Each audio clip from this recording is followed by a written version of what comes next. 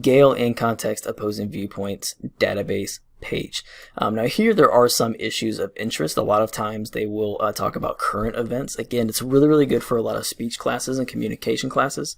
And here it's going to be really great for you to kind of maybe even get topic ideas for, you know, maybe issues of interest that you might want to speak on, or even delve into a little more in maybe some advanced research. But you have areas where you can browse issues, so you can browse very specific general issues. It'll basically just give you a big laundry list of topics and links to those topic pages.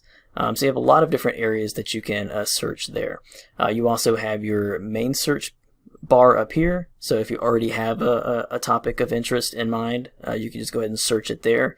If you need a few more search parameters to utilize, so say maybe you have like 2 or 3 keywords that you want to search, you would click advanced search, and that's going to bring you here. So this is where you can put in multiple keywords and have them all kind of string together and really narrow and focus your search that way. You also have some different limiters you can do here. You can do full text. You can also limit to peer-reviewed journals if that's what you're looking for.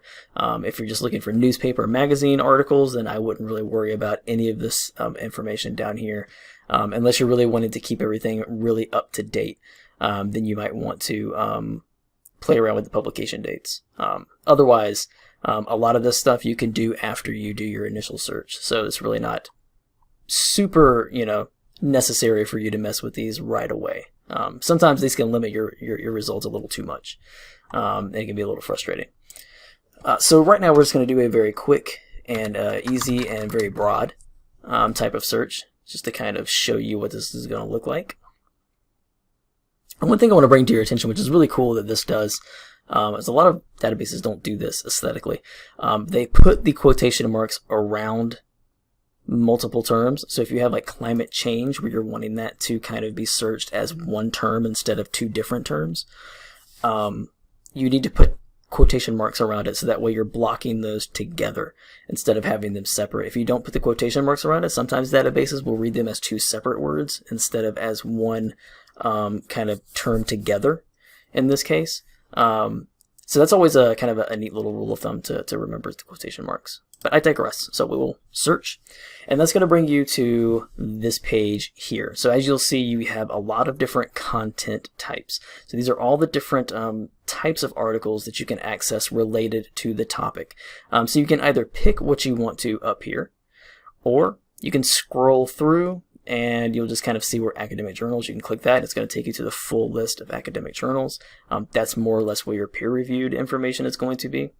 Viewpoints. Again, these are going to be like alternate viewpoints, so opposing viewpoints. This is going to be where you can get different viewpoints on these topics. So it's a really good way of creating, debates within your speeches or within your argumentative essays and things of that nature. These are your primary sources. Your reference, so there's going to be more reference tertiary type background information type articles. These are mostly going to be within encyclopedias and dictionaries, things of that nature. Then you have your biographies of important individuals related to your topic. You have some graphics, images, videos, audio files, news. This is going to be from newspapers. So if you are looking for newspapers newspaper articles related to your topic, this is where you would want to look at for that. And then magazines. You can also find magazine articles. Now again, newspaper articles and basic magazine articles are not going to be peer reviewed. But if you are allowed, or if an assignment asks or requires you to find newspaper articles or magazine articles, then this is where you would go for that. Statistics websites. These are vetted websites by librarians that actually work at Gale. So those are reliable websites to actually go to and to find some at least basic information.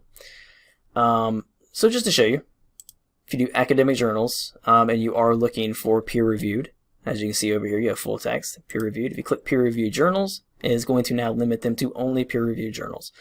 So this is going to be peer-reviewed articles from those journals that you can find. Again, you also can find out how long your articles are by looking here. It'll give you the word count. It'll also kind of tell you if it's a brief article or a fuller article, right? So you have, articles that are going to be a little more in depth and give you a little more information. You can also see this is going to check mark it off, show you that these are peer-reviewed articles. So let's say that you want to click on this one, and this is going to be your article. So you have the HTML option, full text, for the article. Sometimes you can also get a PDF full text option for the article. Normally, if it's not immediately given to you, you can find it under the send to if you email it to yourself. A lot of times you can find out, no, so all it's going to do is it's going to send you this full text information. But if it does have a PDF option, again, if you don't see it up there, sometimes if you email it to yourself, it will give you that option. But you also have citation, option for citations that you can have sent to yourself as well. For this article, if you only want your citation information, you can click that, and it will give you your citation information for whatever format you're looking for. You can copy and paste that. You can also download it. You can also print it. You can also get the link. As I've stressed before, this is the permanent link to the article. This is the link you want to copy and paste. If you email the information to yourself, it will always give you this link. It will also always give you this link, the permalink, in the citations. So there are multiple ways for you to get the permalink. The one thing you do not ever want to do is get this link. Never ever get this link. That's going to be trash after you cancel out of this, and it will not bring you back to this article or to this page, and we can't help you find it again if this is all you use. So always make sure you're either getting the citation information, you are either emailing this information to yourself, or you are always copying and pasting this permanent link so that you can always get back to this article and to this information. There's nothing more disheartening than a student that uses this URL and then can't get back to the perfect article and utilize it. So it's always a bummer. But that is kind of the rough and rowdy kind of crash course into opposing viewpoints. Again, a lot of different information that you can gather on topics from this database. It's a really, really good database to use. And as always, if you have any questions or concerns, please feel free to contact your librarians at reference@coker.edu.